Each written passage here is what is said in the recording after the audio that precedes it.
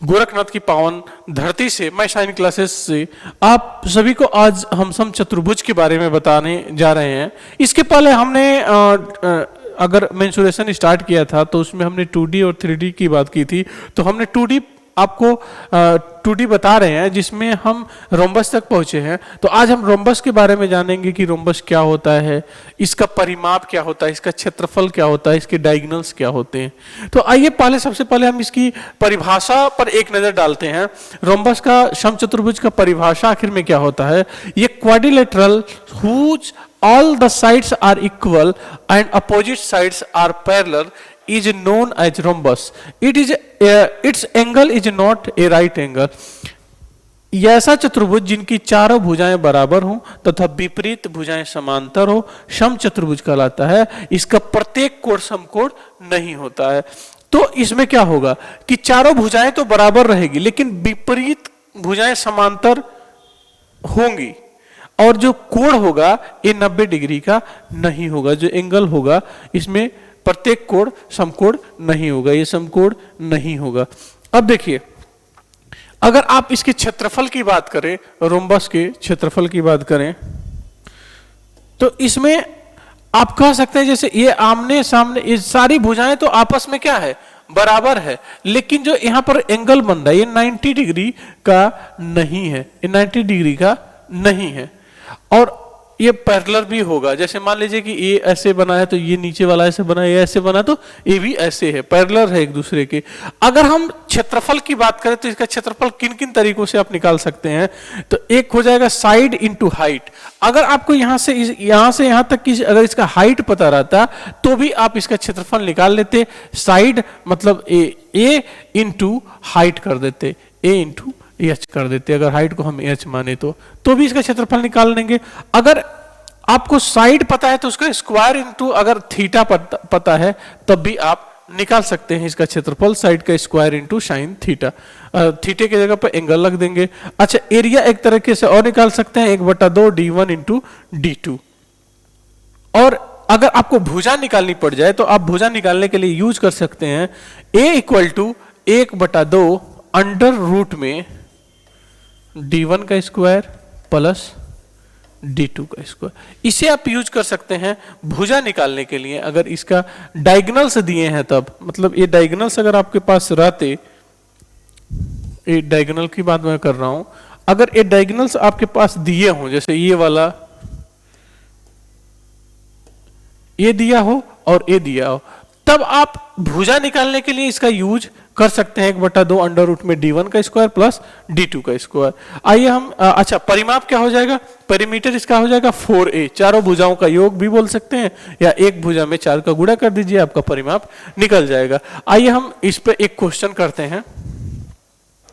देखिए आपके सामने एक क्वेश्चन है, कह रहा कि the perimeter of a rhombus is 40 centimetre if the length of one of its diagonals is 12 centimeter, then the length of the other diagonals is।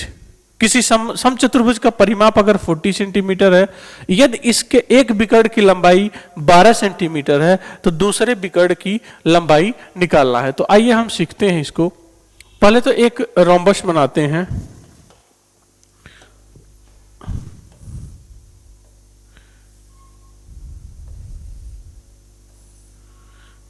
एक मिनट, थोड़ा सही सा बना लेते हैं, ज्यादा नीचे तक हो गया है। तो अगर हमने एक रोम्बस बना लिया, हमको पता है कि रोम्बस में जो चारों भुजाएं हैं ये बराबर हैं, तो अब परिमाप हमारे पास दे ही दिया है कि परिमाप क्या है, परिमाप बराबर 4a है।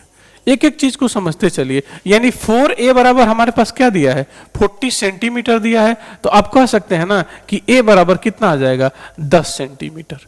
अब आपको भुजा के बारे में पता चल गया कि ये जो भुजाएं हैं ये 10-10 सेंटीमीटर की हैं।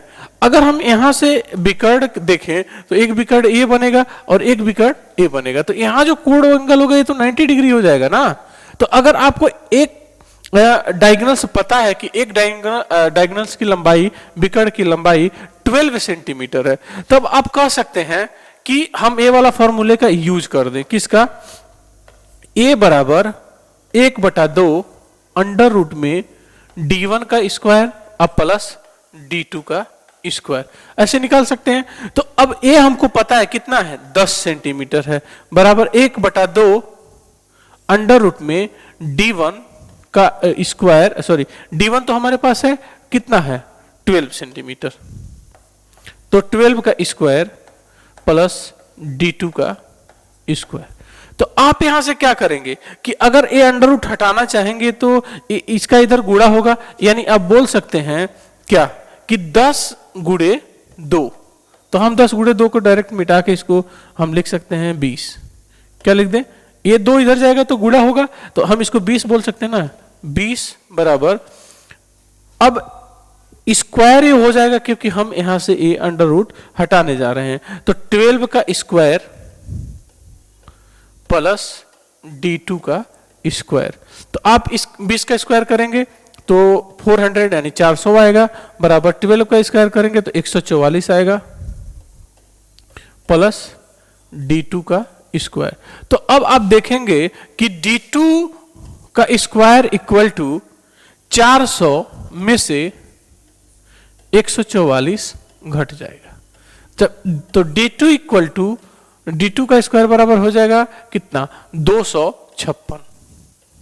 तो D2 बराबर क्या होगा, स्क्वायर जब हटाएंगे तो ए अंडर रूट में चला जाएगा और अंडर रूट से बाहर निकालेंगे तो D2 इक्वल टू 16 सेंटीमीटर होगा, क्योंकि 16 का स्क्वायर 256 होता है। तो इस प्रकार आप रोम्बस को समझ पाए हैं, और आगे जानने के लिए हमारे YouTube चैनल को जरूर सब्सक्राइब करिए और इसको ऐसे ही प्यार से देखते रहिए, और आपका बहुत बहुत धन्यवाद।